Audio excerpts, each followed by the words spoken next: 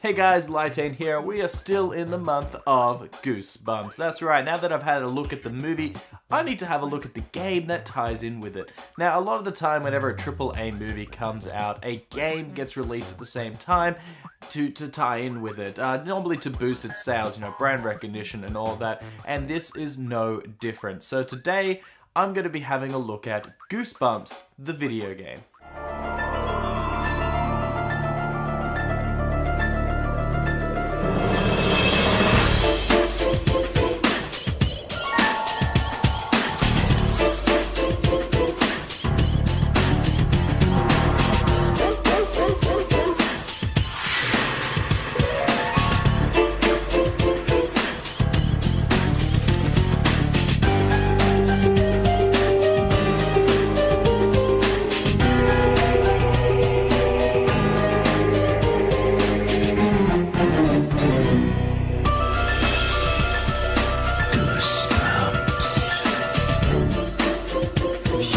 Beware, you're in for a scare.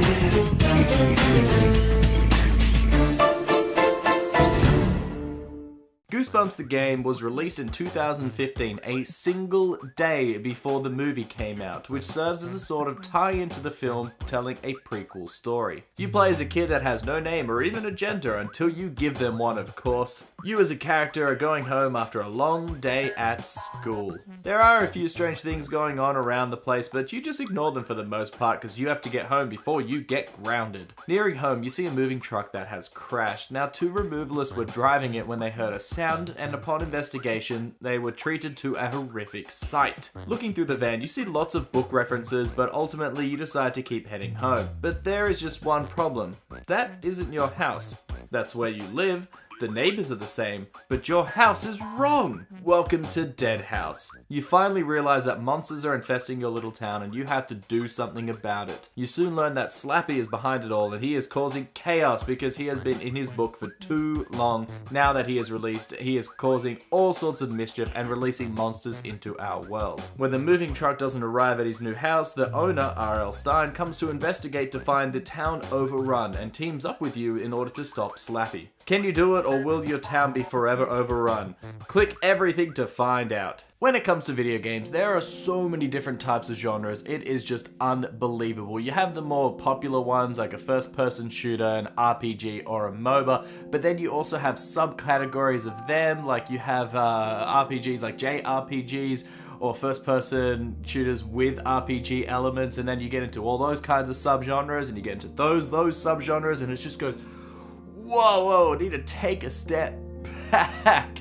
There are just way too many genres out there to name them all, and I'm not gonna even try. There are, however, a few genres that we don't get to see enough of anymore because they've just disappeared. Stuff like the 3D collectathon like Banjo-Kazooie, or the rhythm games like Guitar Hero, or even the point-and-click adventure. Goosebumps falls into the point-and-click adventure style of game. Now this genre was very, very popular in the 90s, where we had such fantastic games like The Secret of Monkey Island and the critically acclaimed Grim Fandango. There was just so many different types of point-and-click adventures because, I don't know, they just became popular. LucasArts really made them popular too. A lot of the ones that most people think of as the best point-and-click adventures came from LucasArts. Some telling signs of point-and-click adventures are usually the artwork in the game is usually very cartoony and over the top. The dialogue and the humor is always very, very top-notch, or at least it tries to be. And it's also filled with a lot of logic, I guess I should say, puzzles. The problem with these kinds of games is that a little bit harder to get into. Like, you have to figure out where to go, what to do, who to talk to, and all that kind of stuff. Whereas in Donkey Kong, you just run to the right. It's a lot easier. The other thing is that when you're translating it from one language into another, you have to do the entire script, and some of the jokes and the gags and some of the logical puzzles don't transfer over between languages very well. It's not surprising that a genre like this slowly started fading away. It can be argued that the hidden object games are a subgenre of point-and-click adventures because a lot of them do have a point-and-click adventure style of story to them, but they are sort of a different subcategory, so we're not going to get into those. The other type of main popular point-and-click adventure are the modernized ones that Telltale have been doing ever since the late 2000s. Telltale have been releasing games in this point point-and-click style adventure where you get to walk around, and it's a lot more interactive than other point-and-click adventures, and it's a lot more intuitive for the logic puzzles as well. The most popular one, of course, is the Walking Dead series. This is a high-action point-and-click adventure, which never could have been said in the 90s, really.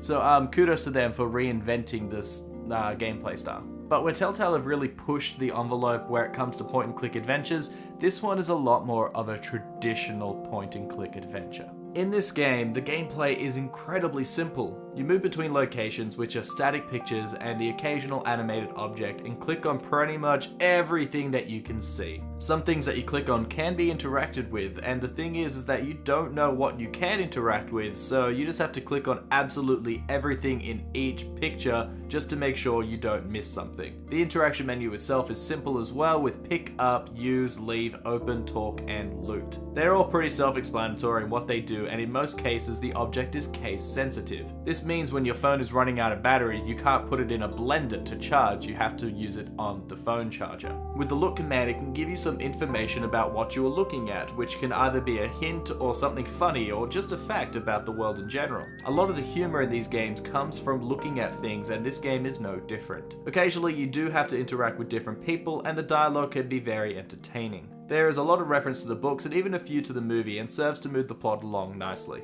One thing that does annoy me about the movie and the game's lore is the fact that none of the villains and monsters have any of their backstories. No, you just open up the book and out pops the monster in all of their glory, which is great for some visual effects, but it really sucks at the fact that none of them get fleshed out. Like, the werewolf doesn't have to wait for a full moon to turn into a werewolf, and Slappy doesn't get to hear his famous line of Karu Mari Odona Loma Molyneux Karono.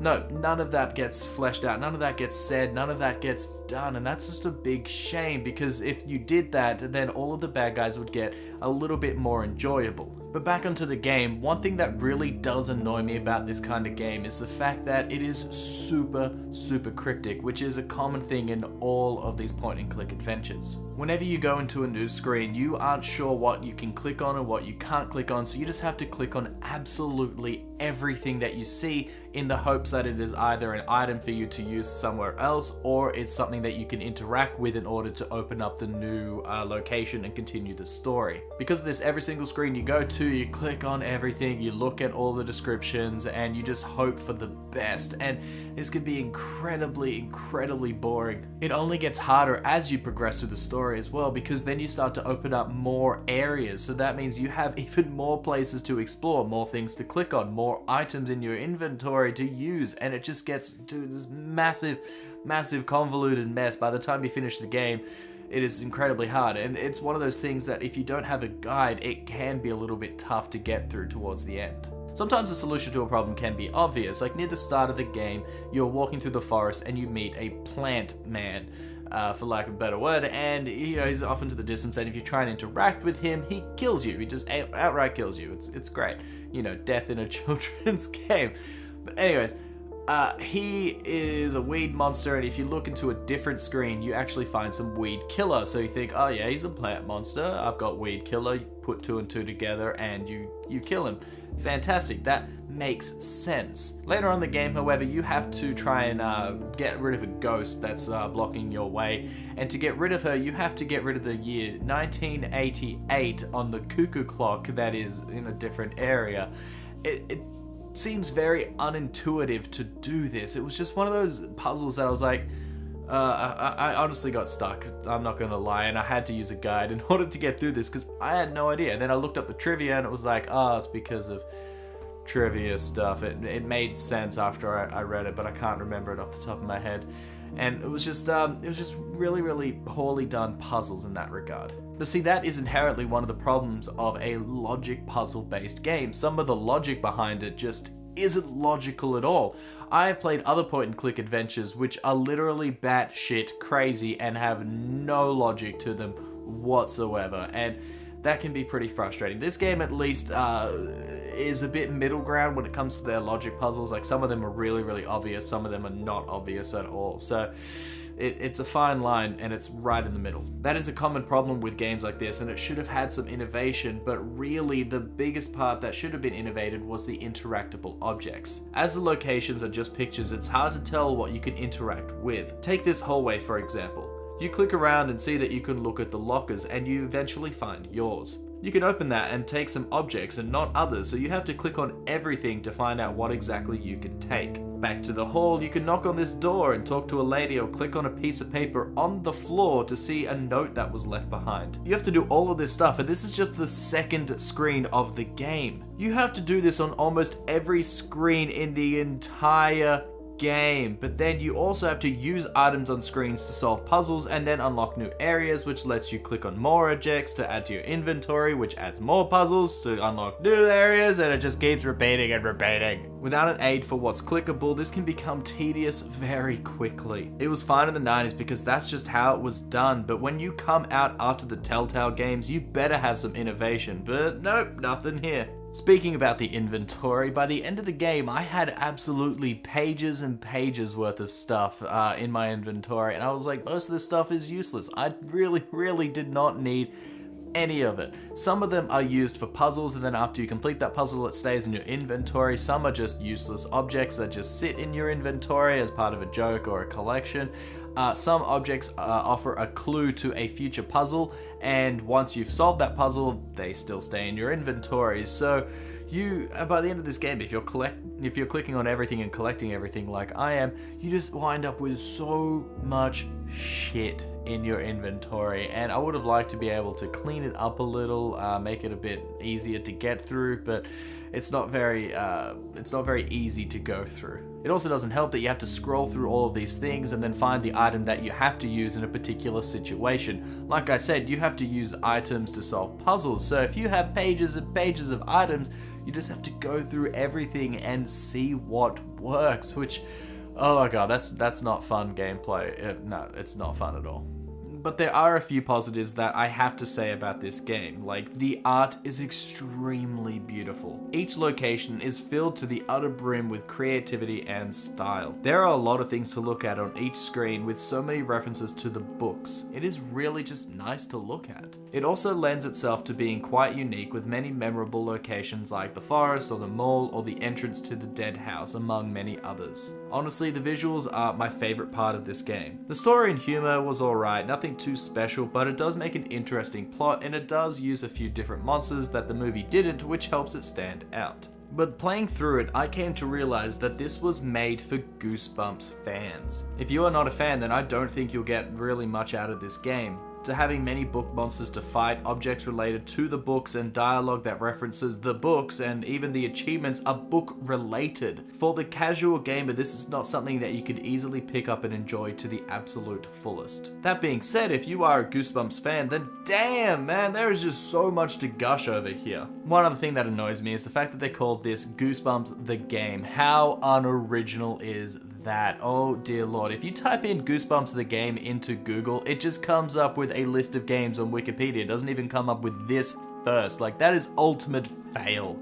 Goosebumps Slappy's Encounter, or Goosebumps Slappy's Revenge, Goosebumps Slappy's Something, or hell, just Goosebumps Point and Click Adventure, Goosebumps Clickbait, Goosebumps Movie Prequel, I don't care, Goosebumps the Movie the Game, just something else. I'm going to talk about the end, so some slight spoilers about this game. Honestly, there's no real spoilers to this, but if you're really pedantic, click here to skip the next little section. Otherwise, just, yeah, listen to the ending. I'm telling you, nothing is spoiled by watching this. So after facing down all the different monsters and clicking on absolutely everything in your path, you finally confront Slappy and have to talk to him. Depending on your answers, he says different things, and you can get slightly different endings before Stein comes in and puts Slappy back into the book. He thanks you and says he's off to move to Madison, which is the location he lives at in the movie, and it ends with your mum getting mad at you, like it's just back to boring old kid life for you. But this game does have the classic Goosebumps twist, with a different dummy, which we thought was a toy, comes to life. Ah, scary!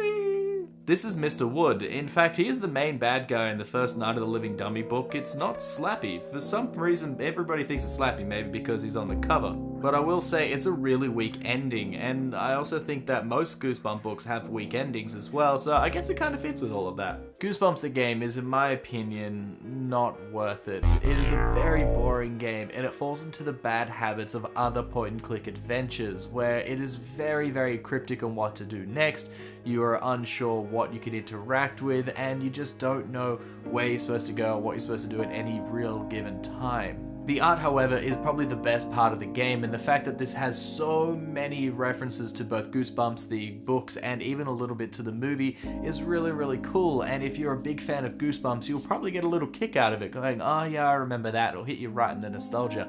But for somebody that isn't into Goosebumps, you're not going to like this game nearly as much. So they definitely catered for the niche audience of people that grew up in the 90s, read these books, and played point-and-click adventures. They're like one very specific niche. Also, $15 US, it is a pretty short game, especially if you use a guide, so I do not recommend picking this up at all. Like, if it ever drops on sale and you're a big Goosebumps fan, then maybe get it.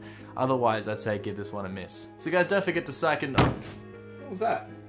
That's weird. I don't own a puppet. Don't call me puppet. How dare you say Goosebumps isn't worth it? That makes me sad. But that also makes me angry. I will hunt you down and I will force feed you nothing but Goosebumps until you die and you realize how amazing it all is. Goosebumps is so amazing, it even got a television show, and I'm gonna make you watch every single episode until you love it. And if you think to double cross me, I will shoot you with my lasers. Nyah, nyah. So don't forget to write in the comments down below exactly why you loved Goosebumps the video game, because everything Goosebumps is amazing. And don't forget to psych and subscribe. Yeah, bye.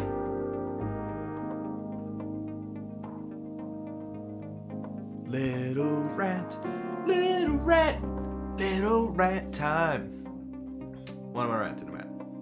One thing that incredibly annoys me about this style of gameplay is something that I didn't remember. Practicing lines, Karu, Mari, Odama, Loma. Goosebumps the Game is, in my opinion, not worth it, and I should learn my lines one day.